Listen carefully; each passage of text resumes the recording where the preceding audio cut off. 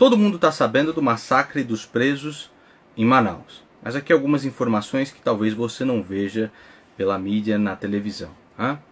Você acha mesmo que uma pessoa que arranca o coração, a cabeça, os olhos de uma outra pessoa tem alguma chance de ser ressociabilizada? Viver de novo em sociedade? Aquele pessoal ali está brigando por rotas de tráfico internacionais, né? Ali com as Farc e tudo mais. E quando a gente fala de Farc, a gente vê logo o Foro de São Paulo. Se você não sabe o que é o Foro de São Paulo e a conexão que ele tem com os partidos e as ONGs brasileiras, você precisa ler o livro O Foro de São Paulo, da Graça Salgueiro, né? E esses presos vão ser indenizados em R$86 mil, é o que se suspeita, né? O Supremo Tribunal Federal já diz que as famílias têm direito à indenização. R$86 mil. Cerca de R$6 milhões. Quem é que vai pagar, amigo? Quem é que vai pagar? Você. Então, ó, vou citar aqui alguns mortos no massacre. MacGyver Vieira Rodrigues. Mataram até a porra do MacGyver. Tráfico de drogas e porte de arma de fogo. Arthur Gomes Pérez Júnior. Tráfico, roubo e estupro de 15 mulheres. Ele contaminava as mulheres com HIV. Rai Jean, puta que pariu. Encarnação Medeiros. Estupro e aliciamento. Deike da Silva Castro, tráfico de drogas e roubo. Francisco Pereira Pessoa Filho, estupro de menores e assassinato. Matou uma adolescente de 14 anos com 15 facadas. Rafael Moreira da Silva, tráfico e assassinato. Erailson Ramos Miranda, estupro e assassinato de uma criança de 4 anos. E aí já estão começando a criticar os policiais. Por que os policiais não entraram lá e impediram isso? Você lembra em 1992, quando entraram lá no Carandiru? Os policiais levaram 600 anos de cadeia. Se o policial não faz nada, paga. Se faz alguma coisa, vai pagar também. Vai pagar também. 1,1 bilhão de reais. Tá? 1 bilhão e 100 milhões de reais foi investido, né, em duas empresas que administravam esses presídios. Sabe quanto custa uma escola? Uma escola com uns 900 metros quadrados, para o governo, custa cerca de 1 milhão de reais. 1 milhão de reais. Eles gastaram 1,1 bilhão de reais nos últimos anos com as empresas que administravam essas penitenciárias. O que você acha que tem aí no meio? Me responde, o que você acha que tem aí no meio? Hein? Agora, eles preferem estar na cadeia. Lá eles estão seguros, recebem uma refeição, tem o que querem. Tem celular, tem arma, né, 12 niquelada e tudo mais. Vou deixar até um registro de um policial aqui no final do vídeo. Tem tudo lá. E podem praticar os seus crimes, comandar os seus crimes de dentro da cadeia. Você lembra o Marcola aqui em São Paulo? Deixou a cidade absolutamente aterrorizada. E foram lá, e vai lá o Estado de cabeça baixa negociar com o cara. Olha, por favor, para, a gente está com muito medo. Você tem que parar com isso, por favor. Eles preferem estar presos, né? A ONU ficou revoltada. A ONU está revoltada com esse negócio. Não acredito. Vocês precisam investigar imediatamente o que aconteceu em Manaus. Morreram 50 e poucas, quase 60 pessoas ali no presídio de Manaus. No Brasil morrem 200 pessoas, cerca de 200 pessoas todos os dias de homicídios. 200 pessoas. A ONU fala alguma coisa? Porra nenhuma. Um estupro ocorre nesse país a cada 11 minutos. 11 minutos acontece um estupro aqui. A ONU fala alguma coisa? Nada. Vamos lá investigar. O pobre dos presos estão sofrendo muito. Coitadinho. É o direito dos manos. É o direito dos manos. Como se não bastasse isso, o direito dos manos, né, que agora pede para investigar o que aconteceu quando gastaram 1,1 bilhão de reais para administrar lá o presídio. Brincadeira, né, cara? É brincadeira. Ainda tem para os presos indulto do Dia dos Pais, do Dia das Mães, do Natal, do Ano Novo. Você ouviu algum relato de algum amigo próximo seu de que ocorreram diversos assaltos e assassinatos perto do Ano Novo? Você lembra aquela a chacina lá em Campinas? O meu amigo aqui, o Benedito Gomes Barbosa, que escreveu o livro Mentiram para Você a respeito do desarmamento, quando acontece isso, quando acontece uma chacina, então por exemplo essa de Campinas, que o cara matou todo mundo, se matou, matou até o próprio filho, eles sempre fazem isso, eles culpam a direita, culpam o Bolsonaro, o Trump, a culpa é sempre do Bolsonaro e do Trump, não interessa o que acontece, esse do de Manaus também. E o cara fez lá um texto, esse cara que é doutor em direito, fez um texto culpando o Trump, culpando o Bolsonaro, culpando a direita pelo massacre em Campinas, né? E aí o Benedito escreve para ele: parabéns pelo texto sobre o massacre em Campinas. Graças a Deus a esquerda se pauta e se inspira em líderes que sempre pregaram a paz e a tolerância.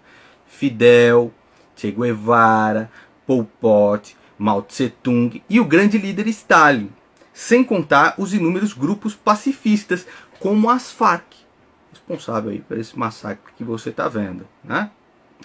Muito do pessoal aí da FDN tem conexões diretas com as Farc.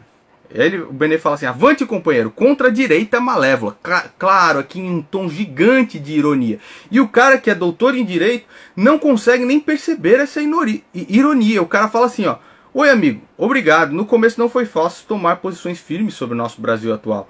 O seu recado incentiva-me a lutar, agradeço mesmo, grande abraço. A culpa é do Bolsonaro, é do Trump, é sempre.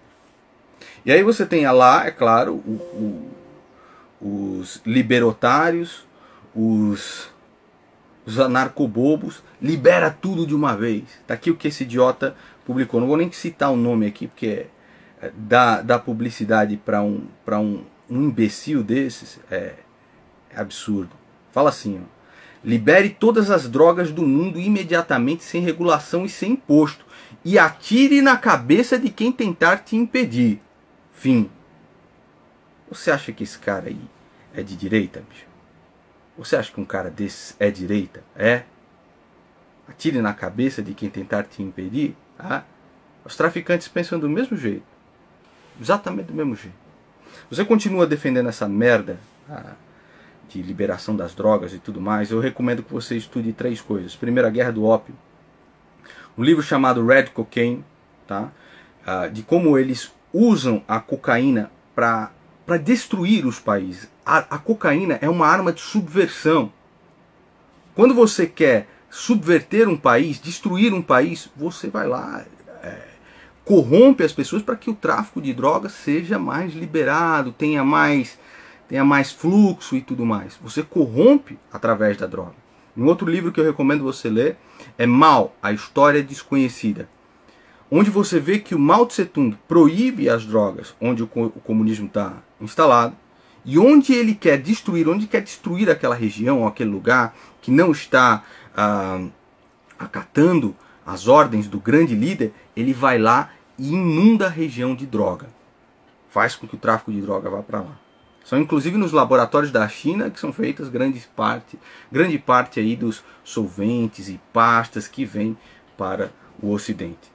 Red Cocaine, estudar a Guerra do Ópio, e Mao Tse Tung, a História Desconhecida. Eu tenho certeza que você nunca mais vai defender esse tipo de ideia perversa. Eu tenho certeza disso.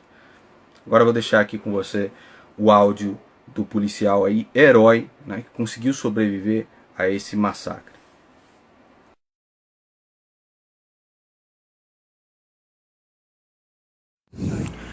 Boa tarde ao grupo dos futuros sargentos. Eu queria só deixar aqui, esclarecer a situação do dia da rebelião lá no Compaz, fechado. E para colocar a situação de como os policiais militares foram expostos a perder a vida nesse dia da rebelião.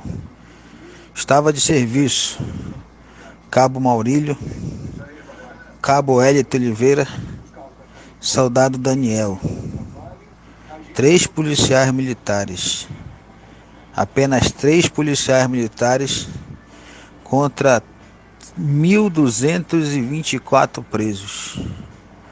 1.224 presos. Eles trocaram o tiro com a guarnição, queriam tomar a guarda, queriam tomar as armas longas, mas, graças a Deus, conseguimos intervir. Houve troca de tiro, eles estavam com 2 12 aniquiladas, nunca tinha visto isso. Nem a 12 da polícia aniquilada, eles com 2 12 aniquiladas, pistola, revólver, fora os estoques. Eles chegaram até próximo da guarda, mas foram recuados. A gente trocou tiro, eles avançando com refém. A gente ainda tem a preocupação de não atirar no refém. Graças a Deus, nenhum refém foi alvejado.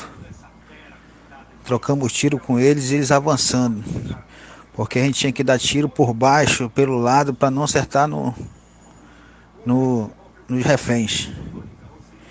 Foi uns 5 minutos de troca de tiros e eles avançando. Chegaram muito próximo da guarda. Quando eles estavam próximos, a gente ficou encurralado no alojamento, apenas por uma porta, trocando tiro com os bandidos lá, até que chegou uma viatura do GRAE e da Força Tática, que foi a viatura que nos deu apoio. Por isso, agradecer a esses guerreiros aí que chegaram rapidamente. Se não fosse eles, a gente estava encurralado lá no alojamento, que o alojamento é igual uma cela. Não tem saída, só tem uma entrada. E nessa entrada a gente estava trocando tiro com eles. Conseguimos tirar os armamentos, principalmente as armas longas. Conseguimos tirar as munições, só que ainda ficou na reserva ainda 6 revólveres e 2 pistolas que estão esculhambadas. Levamos os coletes, só ficou 4. A guarda não foi tomada, por muito pouco. Se o apoio demorasse a ter chegado, infelizmente eu não estaria aqui colocando esse áudio. Positivo, com toda certeza, nós estaríamos na contagem aí dos mortos. Só que alguém, se pudesse esclarecer, eu acho que isso aí é uma questão de promoção, né? Fiquei questionando essa situação lá, passei 24 horas lá sobre essa situação, uma promoção por merecimento, porque não tem proporção. Apenas 3 policiais militares, nós fomos expostos a essa situação. O negócio foi feio, companheiro. O negócio foi feio. Ainda bem que eu fiz 2 vezes o curso de tiro. Ainda bem. Você viu o curso aí de tiro o curso para sargento, de cabos para sargento, positivo? Uma boa tarde a todos. Mas vitória na guerra, Deus estava na frente. E aqui nós estamos, quer sério? Boa tarde a todos.